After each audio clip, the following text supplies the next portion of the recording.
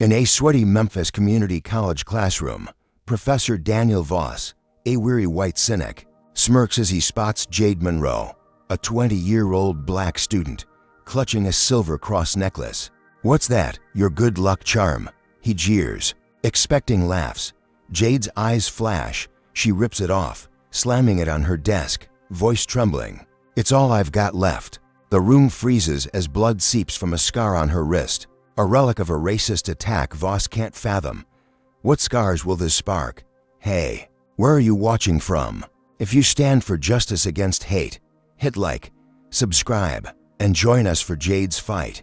Jade Monroe sits in the third row of Riverside Community College's ethics class, her fingers tracing the silver cross necklace resting against her chest. It's a cool way to quiet anchor in the storm of Professor Daniel Voss's lectures. She's 20, a nursing student with a steady gaze and a sharper mind. The kind that doesn't flinch under pressure. But today, the air feels thicker than usual in this Memphis classroom, the hum of the overhead fan barely cutting through the heat. Of late August, the room's packed with 30 students, some slouched, others scribbling notes, all waiting for Voss to ignite another fire. He's a weary man in his 50s, pale with a buzz cut and a voice that slices like a blade, a self-proclaimed intellectual who's spent 15 years at this underfunded school tearing apart anything he can't measure with a ruler, especially faith. Jade's seen it before, his smug rants about reason over religion, but she keeps her head down, her focus on passing this class, not fighting his ego. Today, though, he's got that glint in his eye, the one that says he's hunting, and when his stare locks onto her cross, she knows she's the prey. He leans against his chipped wooden desk, arms crossed, his lips curling into a sneer as he says, "Miss Monroe, that little trinket around your neck, what's it for?" "Some good luck charm to get you through my exams," the words drip with mockery, and a few students chuckle, their nervous laughter bouncing off the peeling beige walls. Jade's stomach tightens, but she doesn't blink, her voice low and steady as she replies, "It's my mom's. She gave it to me before she died." The room quiets, the laughs fading.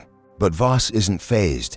He steps closer, his shoes tapping the linoleum, and fires back. "Oh, so it's a keepsake. Sentiment's not an argument, Jade. Your mom's not grading you here." Her jaw clenches, the memory flashing hot behind her eyes. 12 years old, blood pooling on a cracked sidewalk, her mother's body shielding her from a white man's fists, his slurs ringing in her ears as he spat. "You don't belong here." She was a nurse too, working double shifts at Baptist Memorial, her faith the only thing stronger than the hate that killed her. During a grocery run-turned-ambush in 2015, Jade meets Voss's gaze, her voice rising just enough. "She died protecting me from a hate crime. This cross is why I'm still here." The class shifts. A girl in the back gasps, but Voss scoffs, rolling his eyes as he paces, his hands waving like he's brushing off a fly. A sob story doesn't make it true. Survival's not proof of anything divine, it's just luck. You're clinging to a fairy tale because it's easier than facing facts. His words sting, sharp and deliberate, and the chuckles return. Louder now, a guy in a red cap snorting as he mutters, "She's gonna cry about it." Jade's fingers curl into fists, her nails digging into her palms, but she holds her ground, her posture rigid, her eyes locked on Voss, refusing to let him see her break. She thinks she's weathered the worst of it, his usual game of poke and prod, but then the door bangs open, splintering the tension like glass, and a campus security guards stomp in, their boots heavy, their faces blank, but their intent clear. The taller one, a broad-shouldered man with a buzz cut like Voss's, points at Jade and barks, "Miss Monroe, you're coming with us." She blinks, confusion flooding her. "What? Why?" The shorter guard, his badge glinting under the fluorescent lights, steps forward, his tone flat. "You threatened the professor with that outburst. We got a call." The class erupts in whispers, heads swiveling between Jade and Voss, who leans back with a faint smirk, his arms crossed again, watching like a king amused by his court. Jade's heart slams against her ribs, her voice sharp as she protests, "I didn't threaten anyone. I just answered him." But the tall guard grabs her arm, yanking her from her chair, her notebook clattering to the floor, pages splaying like fallen leaves. She twists, trying to pull free, but his grip tightens, his knuckles whitening as he snaps. Don't make this harder. The shorter one cuffs her wrists, the cold metal biting into her skin, and she's dragged toward the door, her sneakers squeaking against the tiles, her cross bouncing against her chest with every step. She glances back, catching Voss's eyes, his smirk widening as he mouths, "See you later." And the students stare, some wide-eyed, others smirking like it's a show. She's out the door, the hallway a blur of lockers and flickering lights, thinking this is it, a misunderstanding she can explain, a bump she'll smooth over with the dean and get back to class. But as they shove her into a dimly lit security office, the tall guard slams the door, his breath hot on her neck as he leans in and whispers, "You're done here, girl." His voice low and venomous, dripping with something darker than protocol. Jade's blood runs cold, her wrists aching in the cuffs, the realization sinking in that this isn't just Voss's game anymore. It's something bigger, something racial, something that's been waiting for her all along, and she's nowhere. Near the end of it, Jade Monroe sits on a hard metal chair in the Riverside Community College security office, her wrists still raw from the cuffs that bit into her skin minutes ago. The faint hum of a flickering fluorescent bulb overhead buzzing like a trapped wasp. The room's small, barely 10 feet wide, with scuffed gray walls and a single window smeared with grime, letting in slivers of late afternoon light that cast jagged shadows across her lap. Her silver cross necklace dangles from a guard's meaty fist, swinging like a pendulum as he paces, his boots thudding against the chipped tile floor. She can still feel the taller guard's grip on her arm, the way he yanked her from class after Professor Daniel Voss twisted her words into a threat. And now she's here, caught in a trap she didn't see coming, sweat beads on her forehead, the Memphis heat seeping through the walls, but she keeps her spine straight, her eyes tracking the shorter guard who leans against a dented filing cabinet, his badge glinting as he smirks. "You've got a mouth on you, huh?" She doesn't answer, her mind racing, piecing together how Voss's sneer turned into this, how her mom's cross, her shield, landed her in a room that smells faintly of bleach and stale coffee. The door creaks open and a woman steps in, mid-40s, crisp blazer stretched over broad shoulders, her hair pulled into a tight bun. The dean of students according to the nameplate that reads Marlene Tate. Jade's pulse steadies. She's got a chance to explain, to undo this mess, so she starts, her voice firm but calm. "Professor Voss asked about my necklace," I answered. "That's it." I didn't threaten him. Tate adjusts her glasses, peering down at Jade like she's a smudge on a report card, and says, "We don't tolerate troublemakers here. Miss Monroe, your little stunt disrupted class." Jade's breath catches, her fingers curling into her palms as she pushes back. "It wasn't a stunt. He mocked me. I just told the truth." Tate's lips thin, her eyes narrowing as she snaps, "Your truth doesn't change the complaint. You're suspended pending review. Get your things and go." The taller guard uncuffs her, shoving her cross back into her hand with a grunt. "Keep it quiet next time," and Jade clutches it, the metal warm from his grip, her mind spinning as she's escorted out, the dean's heels clicking behind her like a countdown. She steps into the humid dusk, the campus sprawling before her, a maze of squat brick buildings and overgrown oaks, thinking she's dodged the worst, a suspension she can appeal, a bump she'll fight through like always. Her sneakers crunch gravel as she heads to her beat-up sedan, the sky bruising purple over Memphis, and she unlocks the door, sliding in with a sigh, figuring she'll call her advisor tomorrow, sort this out. But then her phone buzzes, a text from an unknown number lighting up the screen. "Cross freak, we know where you live." And her stomach drops, her thumbs hovering as another pings, "You're not safe." She locks the doors, her breath shallow, telling herself it's a prank, some classmate Voss riled up, until a crash splits the night, glass shattering somewhere close. Her apartment 3 blocks away, the only place she's got left since her mom's gone. She floors it, tires squealing, pulling into her lot 10 minutes later, her heart hammering as she sees the damage, her ground floor window a gaping hole, shards glittering on the patchy grass. She stumbles out, legs shaky, and finds a brick. On her couch, a crumpled note taped to it, the paper stained with sweat. Words scrawled in jagged marker, stay in your place, N asterisk asterisk asterisk asterisk asterisk, Voss sends regards. Alongside her Tuesday class schedule, 9 to noon, ethics with him. Her knees buckle, she grips the cross tighter, the edges cutting into her palm as she scans the dark, the streetlights flickering like dying stars, her mind reeling. This isn't just suspension. It's a target on her back. She dials 911, voice trembling as she reports it. The operator's monotone replies barely registering. And when a squad car rolls up 20 minutes later, the officer, a lanky white guy with a buzz cut, barely glances at the brick, muttering, "Kids these days," before driving off, leaving her alone in the wreckage. She sinks onto the couch, glass crunching under her, thinking she's still got control. She'll file a complaint, expose this, but then her phone rings, a private number, and she answers. Breath held, only to hear Voss's voice, smooth and cold. "Thought you'd learn, Jade. Teach her a lesson, boys." Followed by a click and laughter fading into static.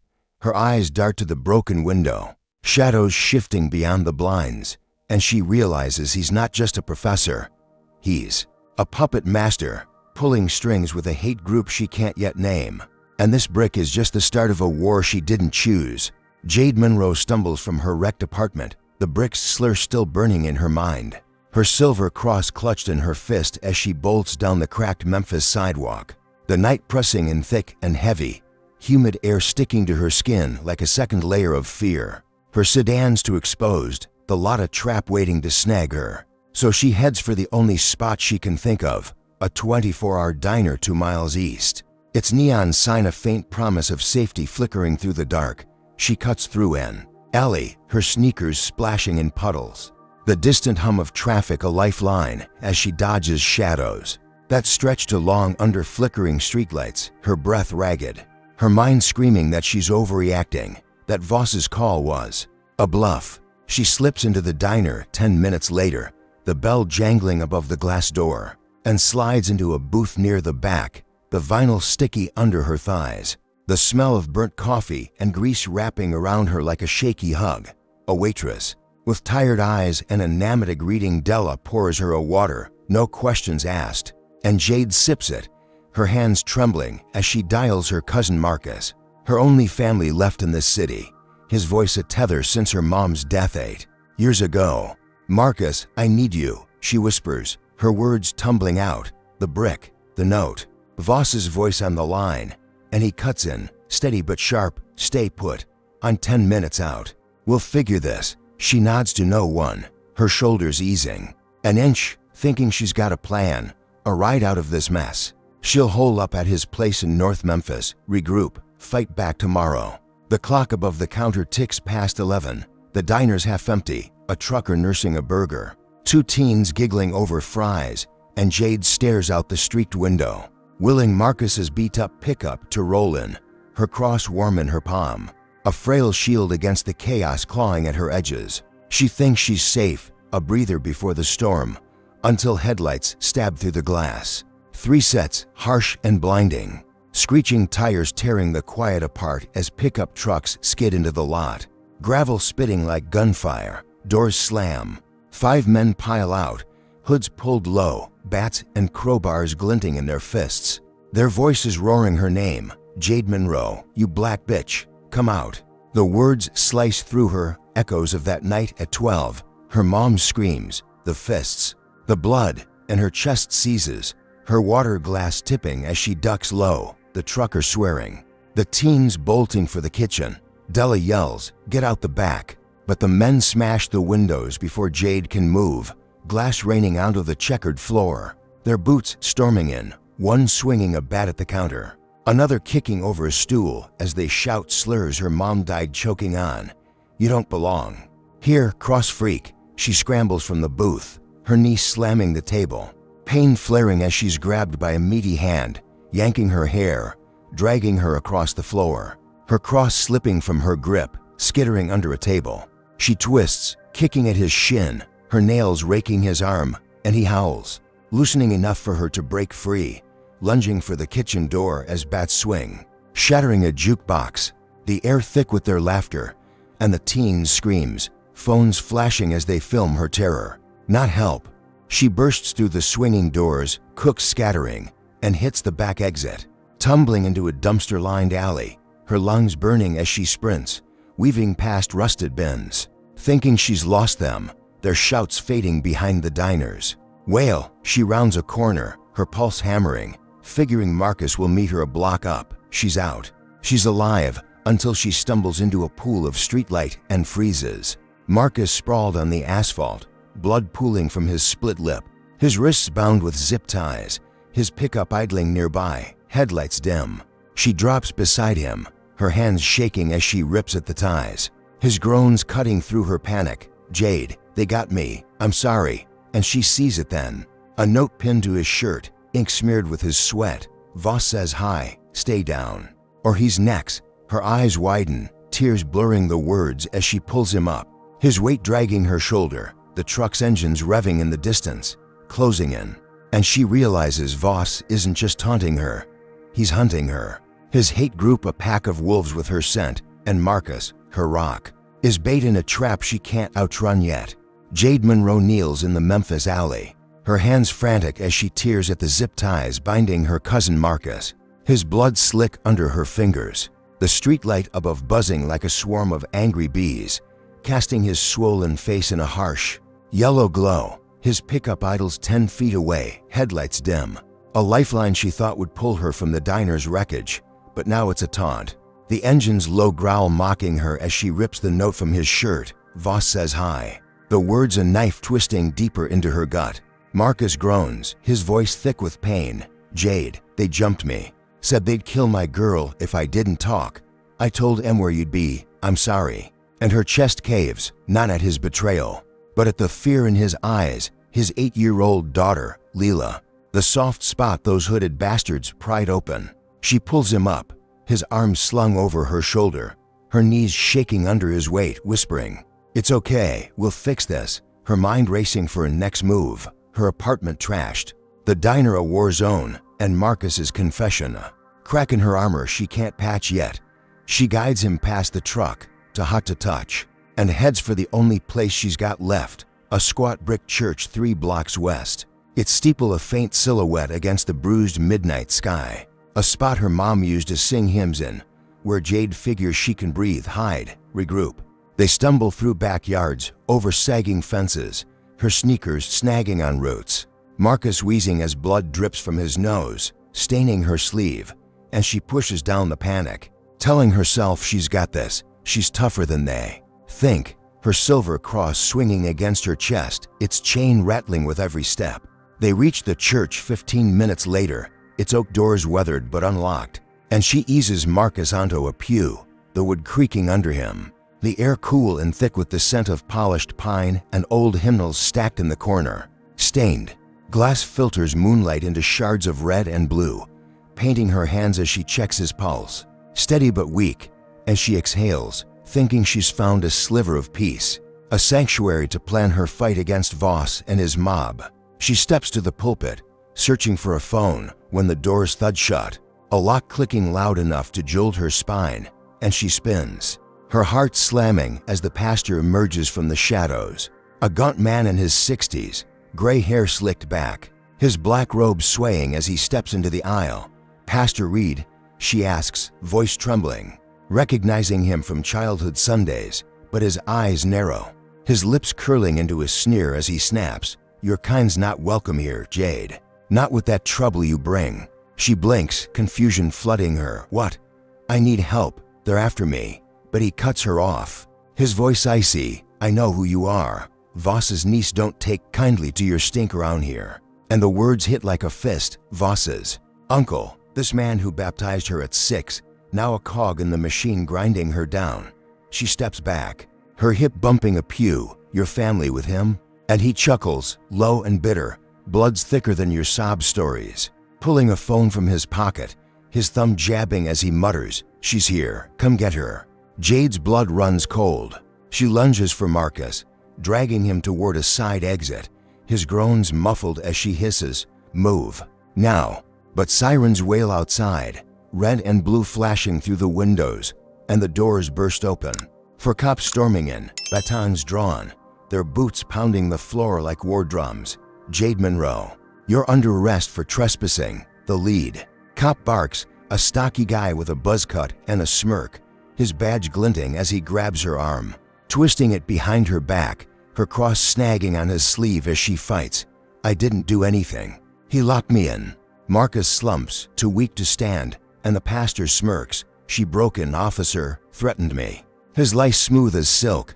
The cops cuff her, metal biting her wrists again, and haul her outside. The night swallowing her pleas as a crowd gathers. Students from class among them, phones up, filming her shame. She spots Voss across the street, his weary frame leaning against a lamppost, a megaphone in hand.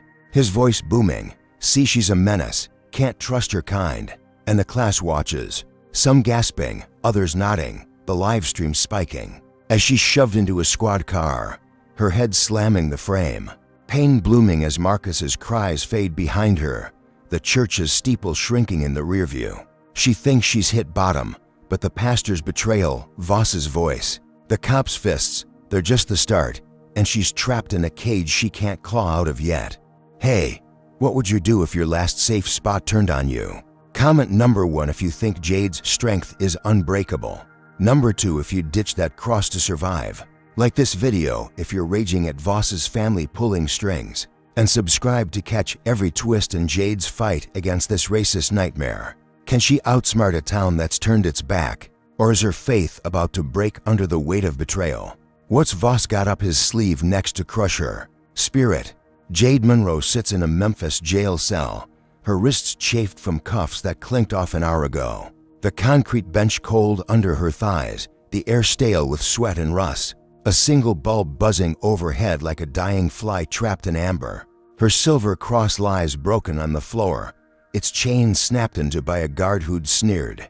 No charms for you, girl, his meaty fingers twisting it apart as she'd lunged, only to be shoved back, her shoulders slamming the wall with a thud that still echoes in her bones. She can still hear Voss's megaphone outside the church. She's a menace, the words branding her as cops dragged her from Pastor Reed's trap. Marcus's groans fading into the night, her last ally. Lost to the dark, the cell's 8x10, gray walls scratched with initials and curses. A steel toilet in the corner mocking her dignity, and she pulls her knees up, her mind racing.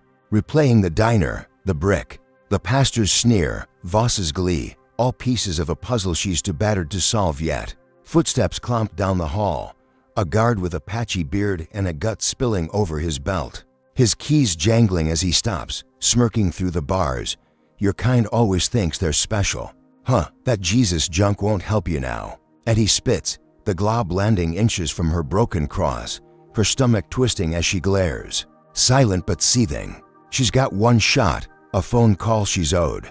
And when he finally unlocks the cell 20 minutes later, grunting, make it quick, she limps to the payphone, her sneakers scuffing the grimy tiles.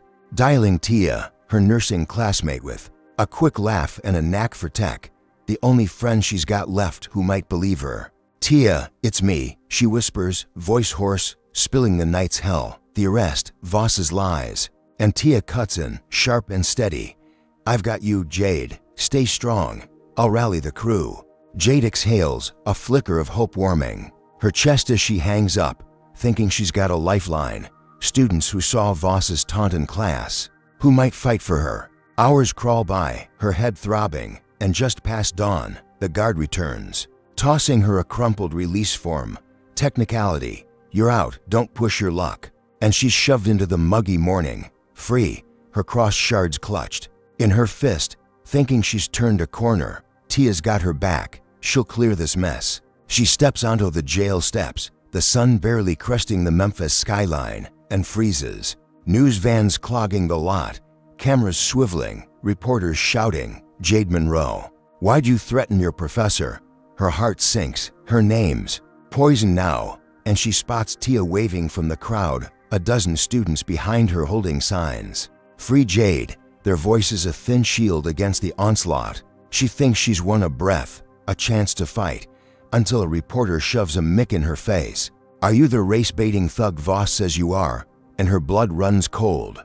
His words on a loop in her head as she pushes through, Tia grabbing her arm. We've got a protest. It's spreading. Jade nods, dazed, heading for Tia's rusty hatchback, thinking she's got momentum. Until they peel out and her phone buzzes. A news alert, Voss on Channel 5. His weary frame hunched behind a podium, his voice smooth as venom. Jade Monroe's. A violent radical, a race baiter stirring trouble. Look at these texts she sent me. And the screen flashes blurry screenshots.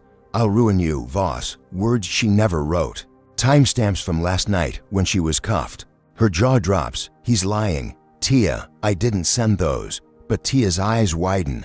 He's got proof, Jade.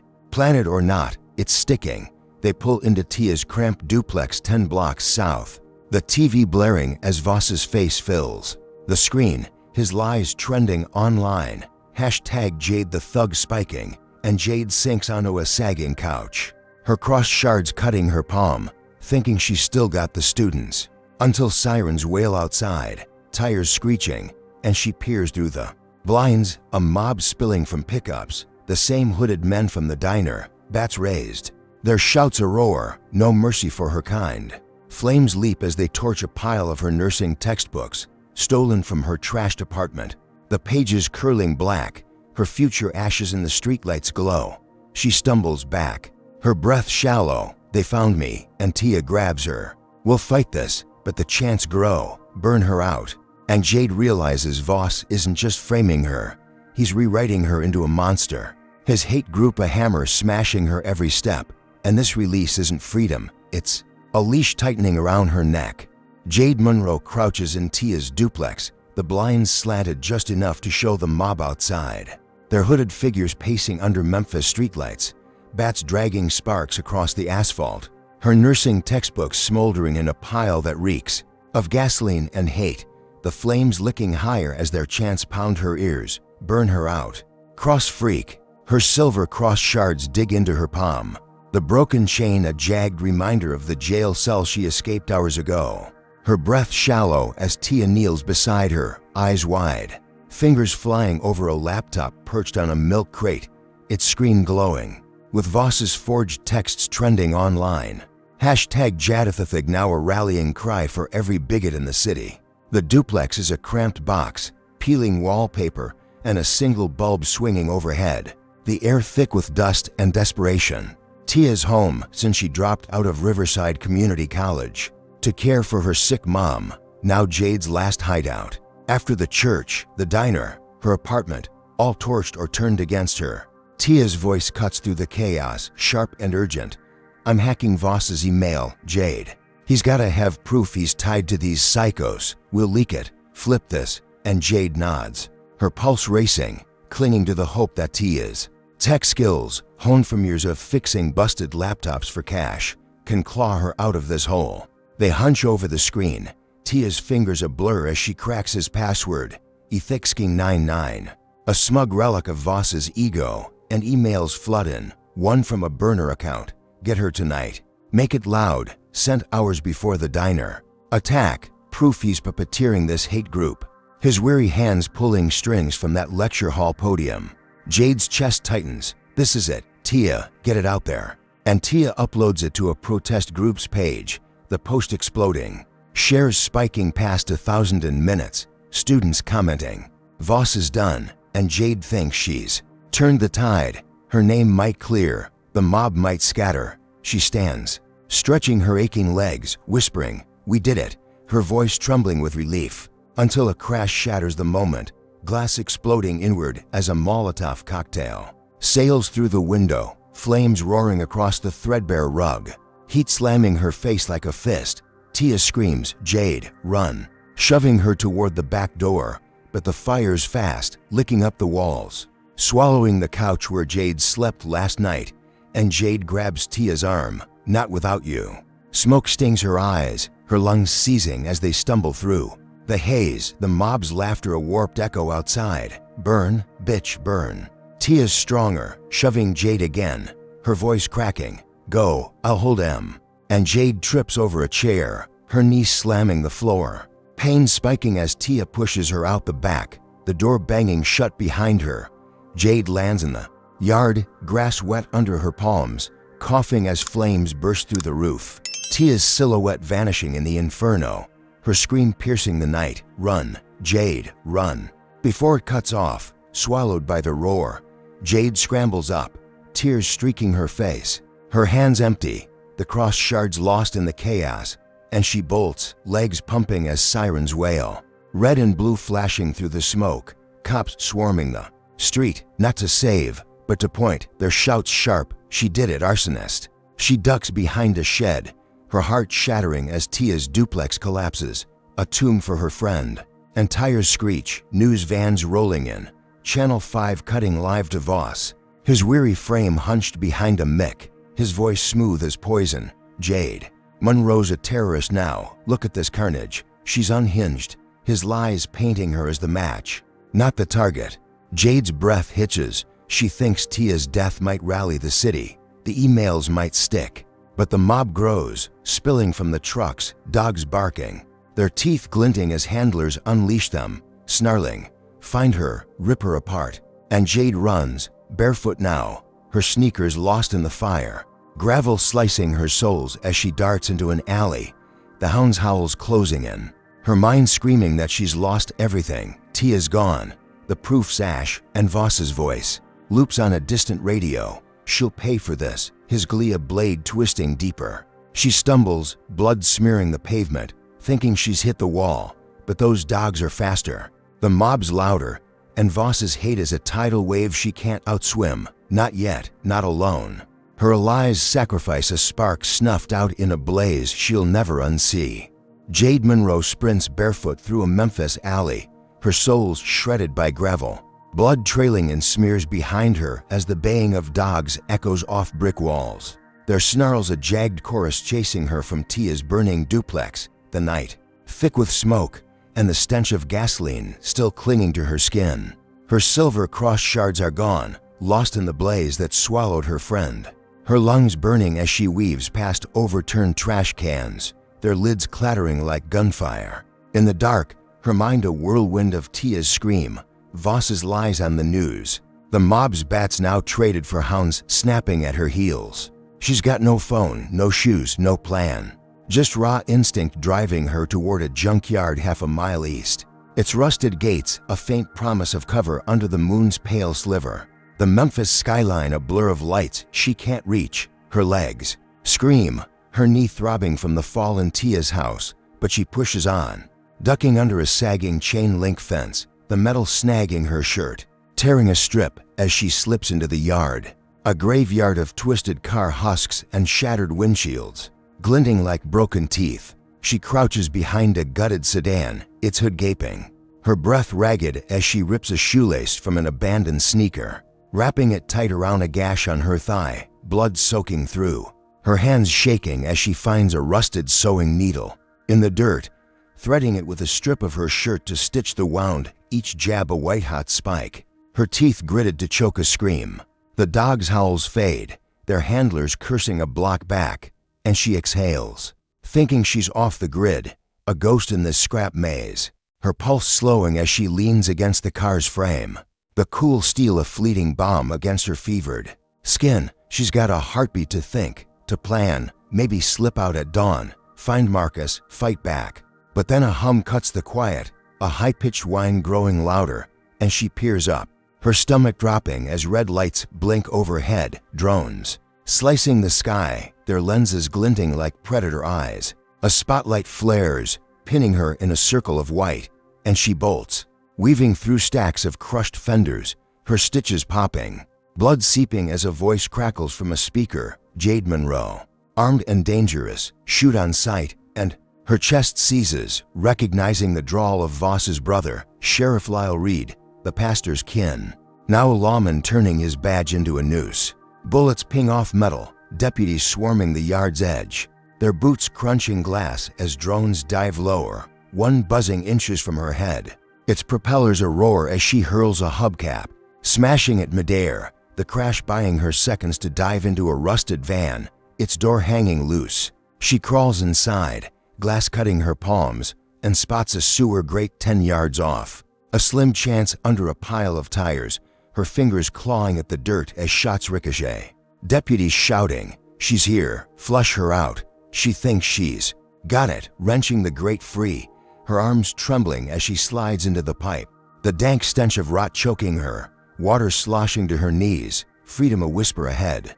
But the tunnel narrows, her hips scraping concrete, and she slips, tumbling into a wider chamber. Landing hard, her ankle twisting with a sickening pop as floodlights blaze from above. Deputies waiting, their silhouettes hulking like vultures. "Got her," one growls, a weary guy with a buzz cut and a swastika tattoo creeping from his sleeve. His baton swinging as he leaps down, cracking her ribs. Her scream swallowed by the echo as another kicks her stomach, blood pooling in her mouth. They pin her, a third carving a slur into her arm with a pocket knife. An asterisk asterisk asterisk asterisk asterisk bitch. The blade biting deep, her vision swimming as she thrashes, her strength fading.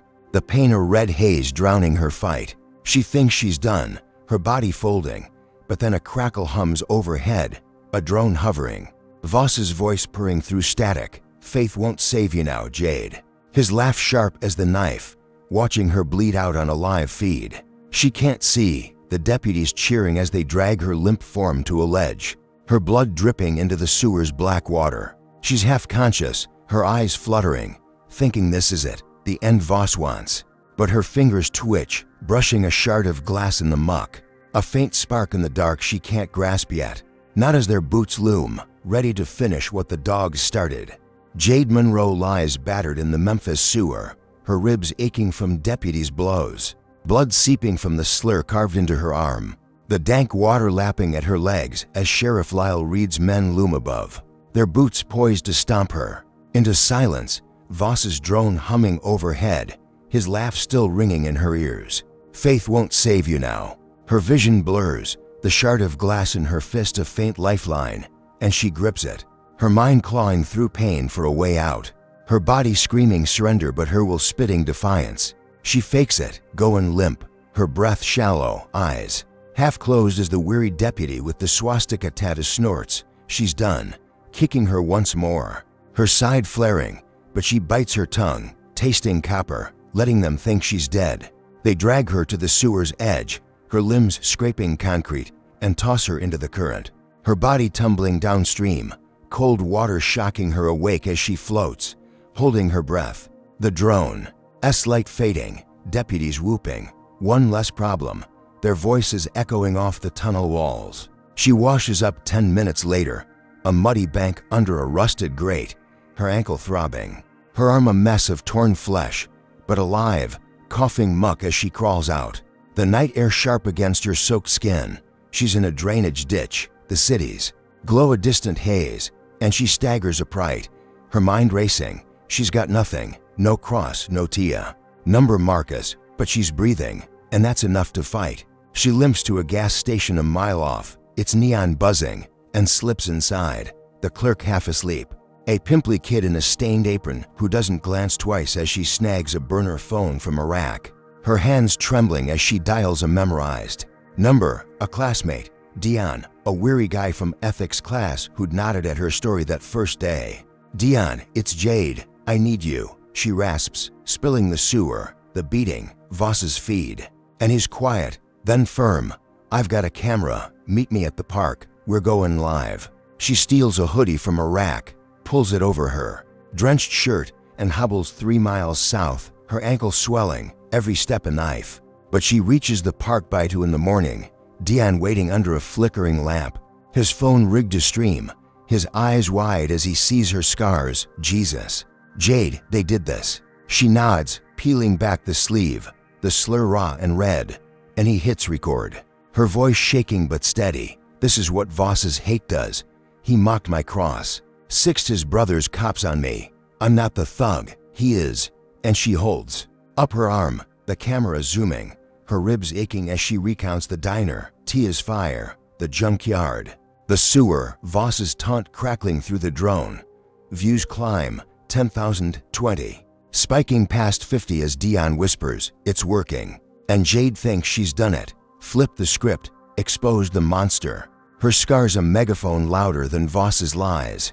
Dawn breaks, the stream's viral, Students flood Riverside Community College's quad, signs waving. Justice for Jade, their chants shaking the oaks, and she hides in Dion's dorm. A cramped room with peeling posters, watching the feed.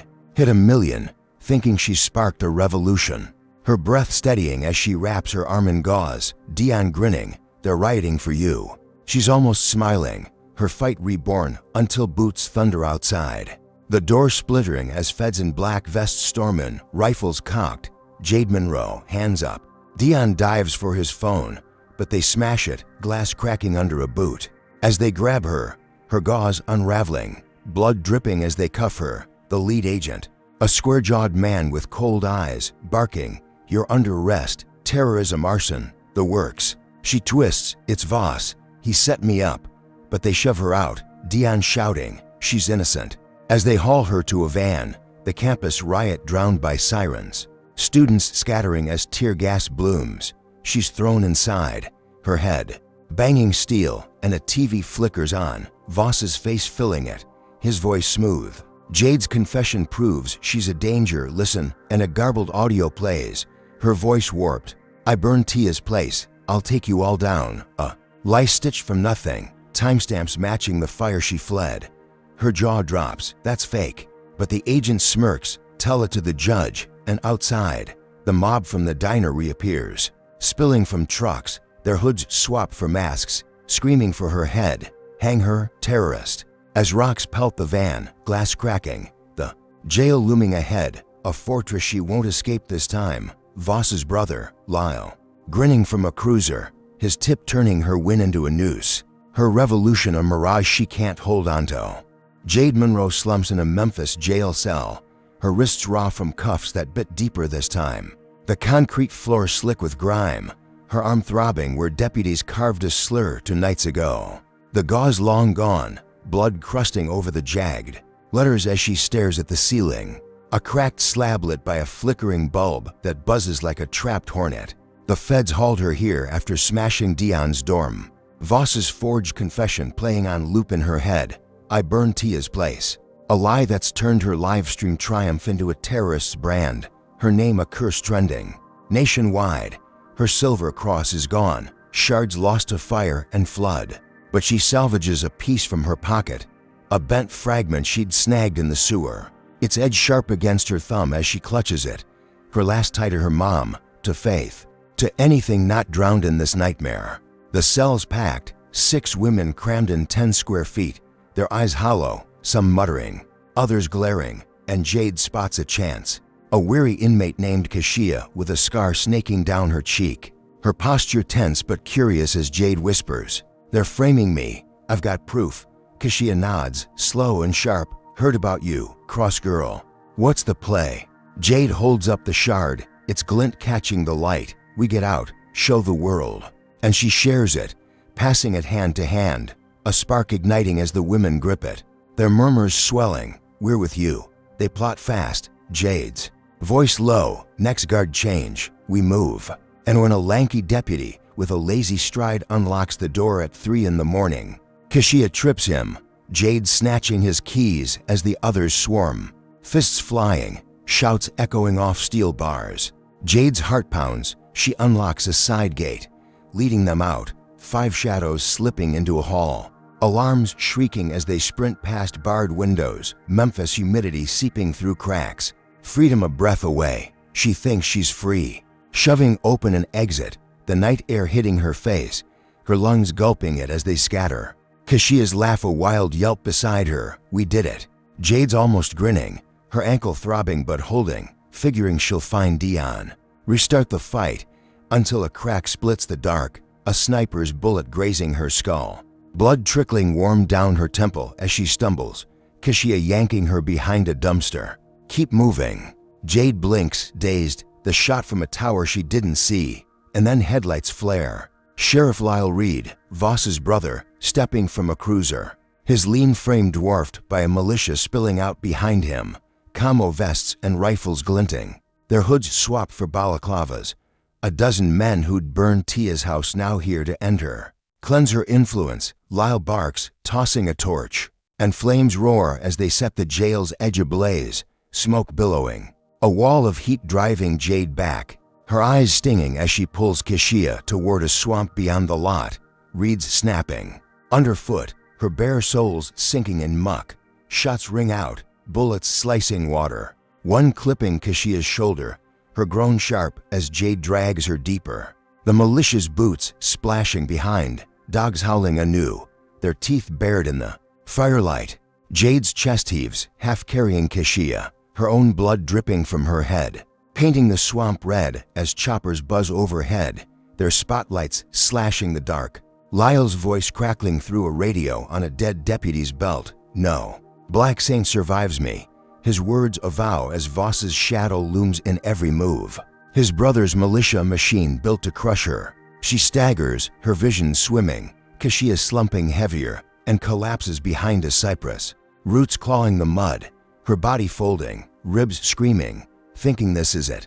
She's broken them out only to die here, half dead, hunted like prey. The choppers circle, blades a roar, militia closing in, their shouts a wave, she's ours. And Jade's fingers tighten on the cross shard, her eyes burning through tears. Not done, not yet. Her blood a map in the dirt, her will a flicker refusing to fade, even as the swamp swallows her every step. Lyle's torchlight a promise of worse to come. Hey, would you risk it all for a stranger like Jade did? Comment number 1 if you think her jailbreak was worth it.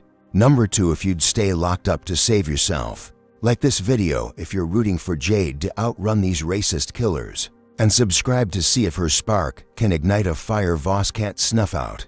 Has her fight hit its limit, or can she rise from this swamp soaked in her own blood? Jade Monroe drags herself through the Memphis swamp, her arm slung around Kashia's waist. The inmate's shoulder oozing blood from a militia bullet. Her own skull throbbing where a sniper's graze left a sticky trail down her cheek. The cross, shard clutched in her fist cutting into her palm as reeds slap her legs. Mud sucking at her bare feet with every step. The jailbreak's chaos fades behind them, choppers still buzzing overhead, their lights slicing the dark. Sheriff Lyle Reed's voice crackling faintly on that stolen radio.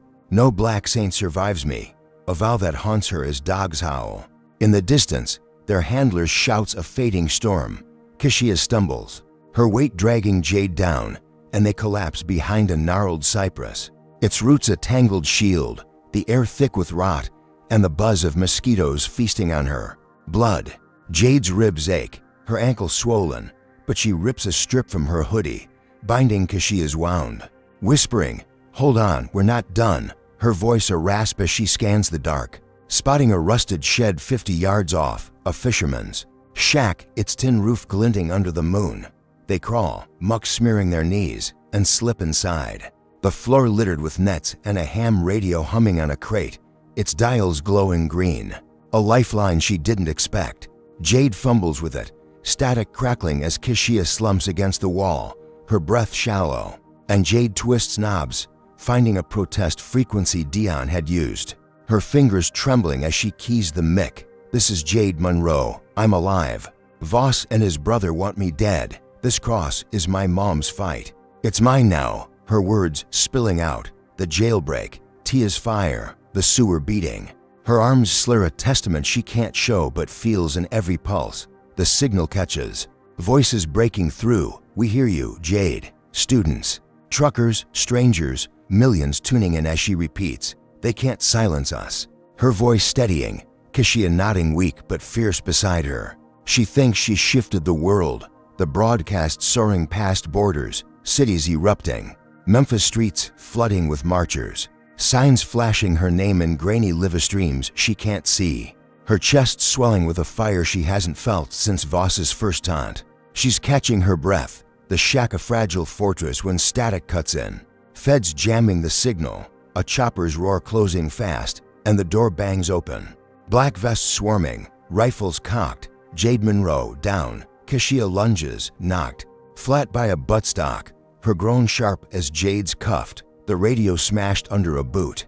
Its sparks dying as they drag her out, her shard slipping, lost in the scuffle. She's shoved into the swamp, reeds snapping, and Lyle Reed steps from the dark, his sheriff's star glinting, a detonator in hand. "You're a ghost now." His grin cold as he flips it, a blast ripping half the marsh skyward, flames surging, shrapnel slicing her leg as she's thrown, her ears ringing, mud coating her as the shed vanishes. Kashia's scream buried in the boom. She crawls from the wreckage, alive, her hoodie shredded, blood mixing with swamp water. Thinking she's lost it all, the broadcast dead, her ally gone, until sirens wail. Feds hauling her up, you're done, their grips iron as they toss her into a van, the TV flickering on, Voss's weary frame filling it. His voice smooth, Jade Monroe's dead, a martyr for chaos, her lies ended tonight. A staged clip of her body in the swamp, a fake she knows is her alive. His light twisting her movement into his victory, marchers faltering on screens. As he smirks, orders restored, she bangs the van's wall, I'm here.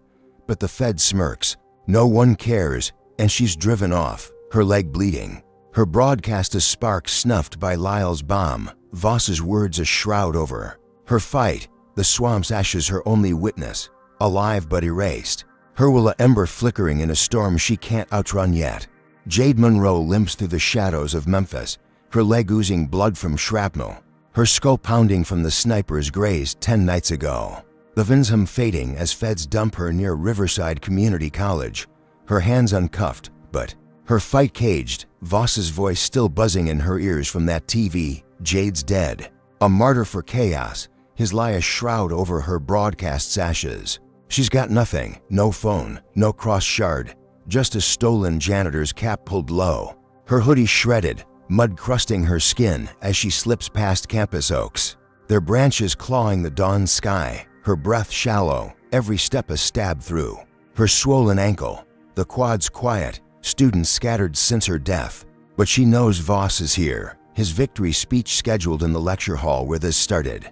A smug encore to bury her name. She sneaks through a service door, the janitor's closet reeking of bleach, and finds a broom, snapping its handle into a jagged staff, her hands trembling as she creeps down halls. Linoleum squeaking under her bare soles, the hum of a crowd.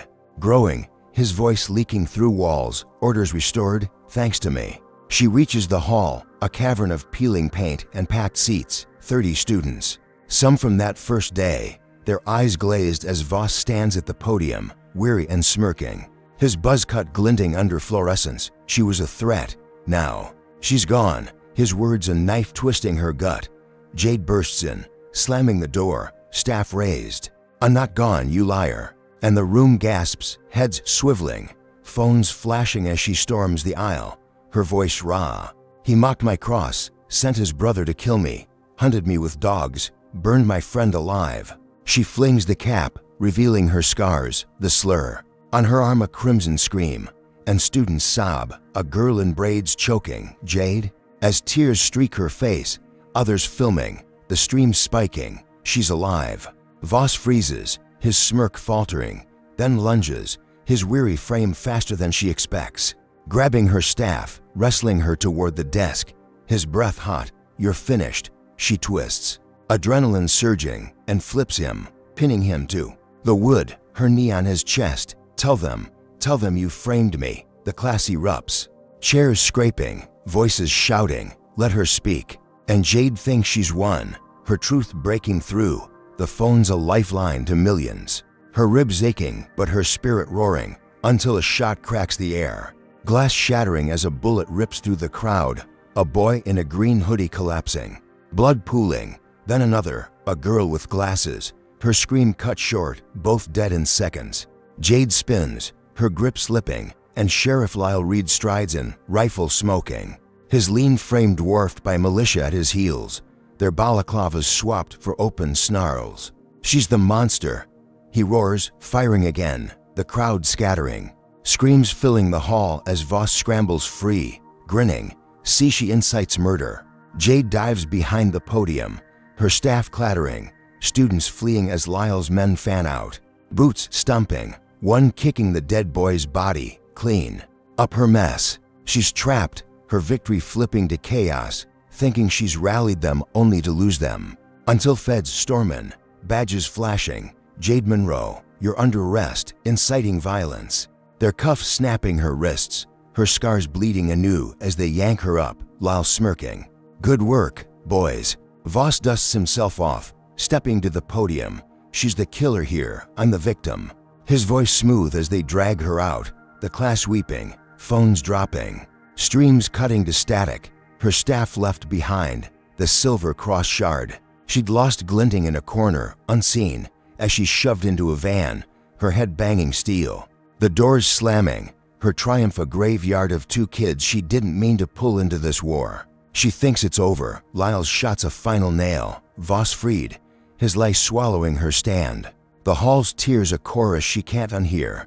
Her fight a spark snuffed by blood she didn't spill. The feds grip a chain she can't break. Not yet, not as the engine roars, carrying her to a cell she knows too well. Jade Monroe sits shackled in a Memphis cell, her wrists bruised purple from cuffs that snapped on after Sheriff Lyle Reed's bullets tore through the lecture hall.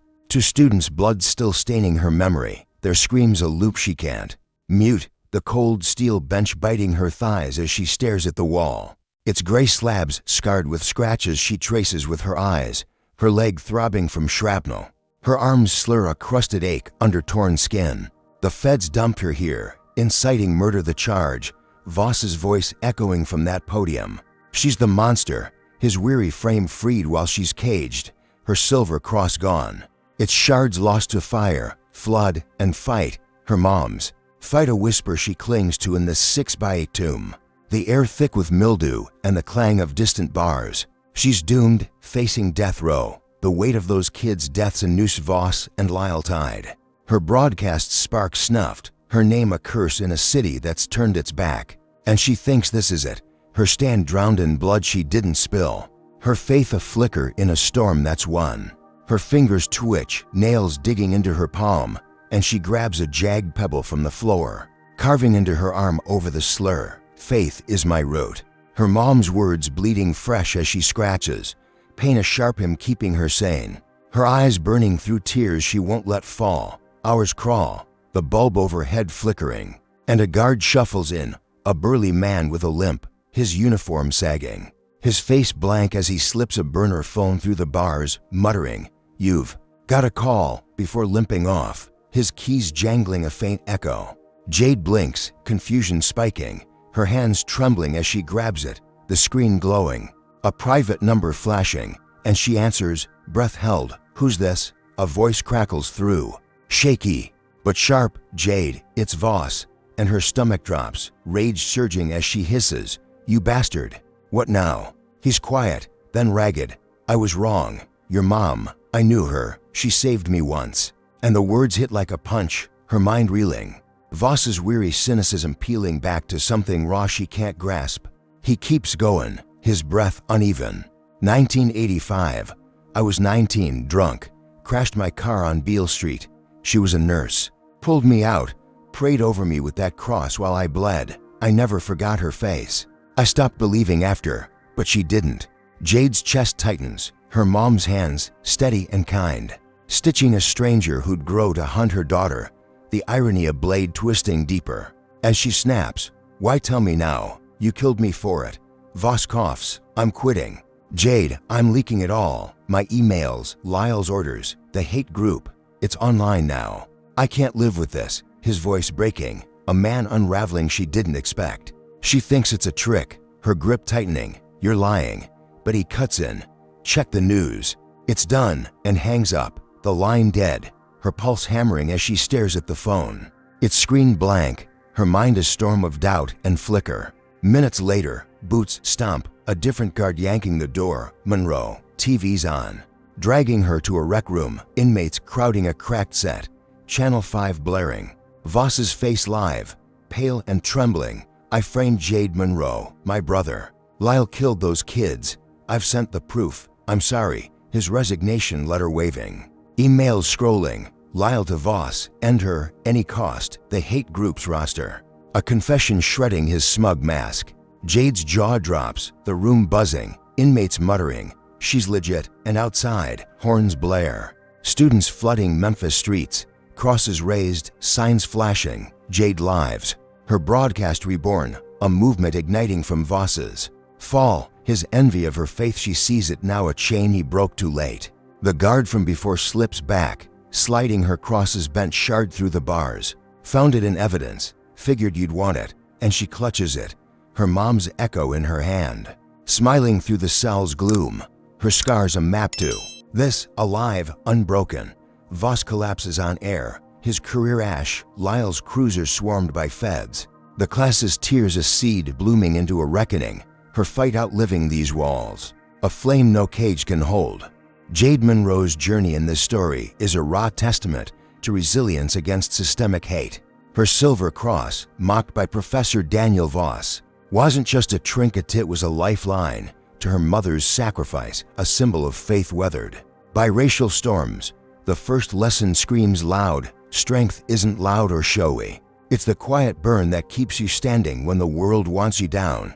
Jade faced taunts, beatings, betrayals, and bombs, each blow harder than the last, yet she carved her mom's words into her scars, turning pain into purpose. Second, the story peels back the ugly truth about power Voss and Sheriff Lyle Reed wielded it to crush her, twisting justice into a noose, showing how racism festers when unchecked by courage. But the third lesson flips the script. One voice, raw and real, can spark a reckoning. Jade's broadcast, her scars bared, didn't just fight back, it lit a fire that Voss's confession fanned into a blaze, toppling his lies and waking a city. Her classmates' tears weren't weakness, they were the ripple of truth breaking through silence.